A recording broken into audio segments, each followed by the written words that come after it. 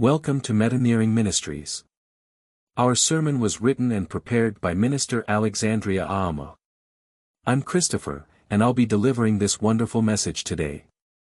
In philosophical terms, the absolute refers to something that exists independently of any conditions or limitations. It is often associated with concepts of perfection, eternity, and self-sufficiency. The unconditioned cause, in this context, can be understood as the ultimate source of all existence, unaffected by external influences or conditions.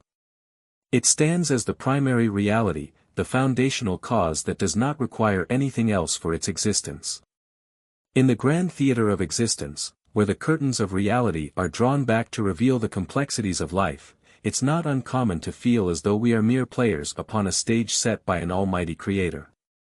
This perception, steeped in religious and philosophical thought, suggests that God orchestrates every facet of our lives with divine precision.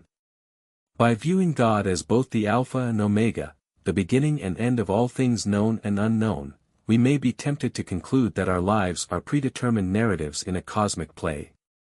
But we're much more than that. We're a part of Him. His fingerprints remain on the molds of clay He used in the formation of our souls. As He worked crafting and carving our unique and irreplaceable essences with one hand, He strummed the strings of destiny with His other before a simmering universe, itself, but a projection of His infinite power and wisdom, stemming from His boundless creativity. We're intricately woven into the fabric of the great divine symphony. So much so that, even in this world filled with myriad sounds, voices, music, nature, their existence of a continuous rhythm, cannot silence us. We're the melody of destiny's dance tuned to the frequency of God's divine symphony. Suffering is often perceived as a necessary catalyst for personal and spiritual growth.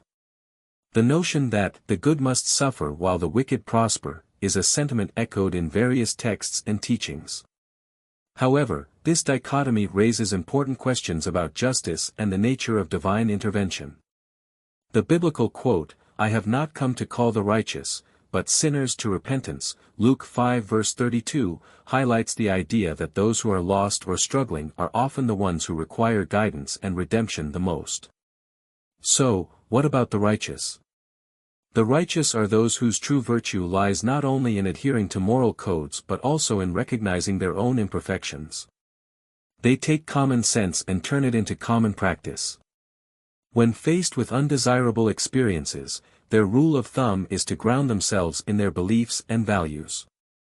Those with rightness of mind turn the experience into opportunity for introspection and alignment with divine will. You intended to harm me, but God intended it for good to accomplish what is now being done, the saving of many lives. Genesis 50 verses 20-22 NIV. Thus, when it comes to the righteous, brothers and sisters, whatever is true, whatever is noble, whatever is right, whatever is pure, whatever is lovely, whatever is admirable, if anything is excellent or praiseworthy, think about such things. Philippians 4 verse 8 NIV. Every moment we choose, we're in God's hands, home of solace, purpose, love, and wisdom surpassing all understanding.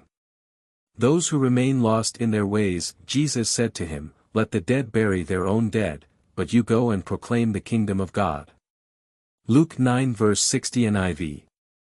God is the ultimate renewable of resources. For God hath concluded them all in unbelief, that He might have mercy upon all. Oh, the depth of the riches both of the wisdom and knowledge of God! How unsearchable are His judgments, and His ways past finding out. Romans 11 verses 32-34 KJV. The righteous have their assignments. How God will transform the pathway toward enlightenment through suffering, compelling the lost to be found confronting their limitations, acknowledging their failures and ultimately seeking redemption is a process that the right of mind know is as essential as it is uniquely personal. This framework resonates deeply with the idea of purgatory, a transitional state that beckons us to reevaluate our lives, beliefs, and actions. Traditionally viewed as a place of purification for souls before entering heaven, purgatory symbolizes the potential for growth and transformation through suffering and repentance. Every individual encounter a unique set of circumstances that shape their life.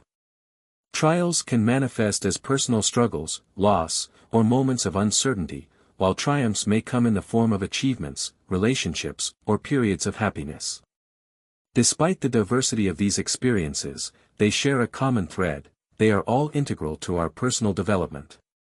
And every trial and triumph are absolute, with a path laid out before us, bricked with God's infinite grace and mercy, no matter where we stop and begin again upon it. Through the highs and lows of life and in times of uncertainty, God makes His unwavering presence and guidance known.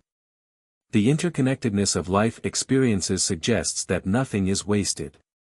Each moment, whether positive or negative, contributes to our understanding of ourselves and the world around us. In the experience of life, its series of interconnectedness, and its lessons inform another. Two individuals can undergo the same experience but emerge with vastly different interpretations and lessons. But if both allow faith to be their compass, strength and straighten footsteps upon the path through the complexities of life will be an experience known to both. His divine plan begins with us formed in His hands. We are not mere players, but cherished children of a loving and omnipotent Father. Our role as cherished children of God: it is essential to reflect on the nature of divine parenthood. This relationship signifies more than mere creation; it embodies love, guidance, and an unwavering commitment to our well-being. As the psalmist states, "We are fearfully and wonderfully made," Psalm 139 verse 14. This recognition underlines that we are crafted with intention and care, positioning us as beloved members of a divine family. This divine connection fosters an inclusive community where everyone is valued and loved. Each act, no matter how small, can ripple through communities, fostering a culture of compassion. This sense of belonging is vital. It encourages us to be authentic, to share our gifts, and to connect deeply with others. Please remember this the next time you think you have to be something other than who you are to be heard in this world. God's nature makes for a better echo chamber than the one created by man any day. Thank you for listening, and please consider subscribing, liking, sharing and commenting.